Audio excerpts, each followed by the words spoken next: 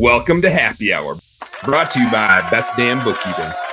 So budgeting is this like mashup of expectations based on past and future. The goal is more influenced by what you want to make happen, right? The budget is more influenced by the outside forces and trying to find the sweet spot. The goal is higher than the budget. The budget is this is what we expect to happen. We're gonna like do okay. We're not gonna do great. We're not gonna do terrible. We're gonna do okay. And this is like assuming good things and bad things happen in equal proportions. The goal is more like, let's look at the world if nothing bad happens, right? If we don't want it so far out there that it's unattainable, like I said, these goals can get really self-defeating, but we don't want it so low that we pass it and then it becomes self-defeating in the other way of like, oh, well, now what? And so I think that goal versus budget, like think about that. And then when you're looking at goals, think static versus recurring. And by that, I mean, a static goal is like this much revenue over this period of time, or this many clients, or I want to have this many trucks in my fleet. Those are all set up to be self-defeating goals, again, because they rely on a dopamine trigger of like either a disappointment, like we didn't hit it, or a woohoo, we did hit it, and then a now what, and a letdown. And so I challenge you to think of what are the recurring goals in your business where the goal persists. It never goes away.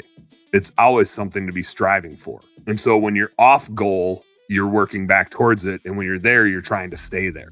I mentioned this I think it was last week, talking about metrics and how my favorite metric is client attrition. That is such a good goal. We have a 0 client attrition goal. And 0 is really hard to do, right? People are going out of business. We don't really like lose any clients due to lack of service, but we graduate some people where they like bring it back in house.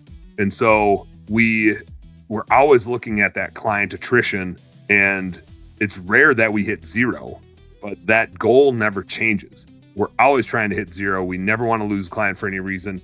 And it's like the North Star, right? It is the guiding light. It's like every time we lose a client, we scrutinize the shit out of it. What could we have done more? Was it a sales issue that we sold the wrong type of client, that we should never even had them as a client in the first place?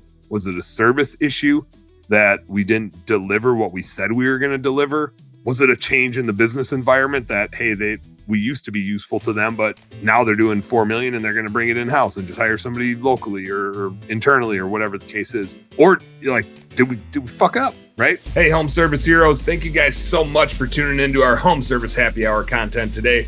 I sure hope you learned a little something, and I sure as heck hope that it was entertaining.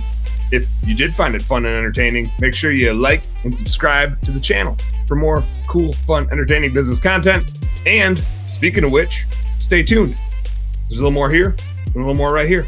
Check it out.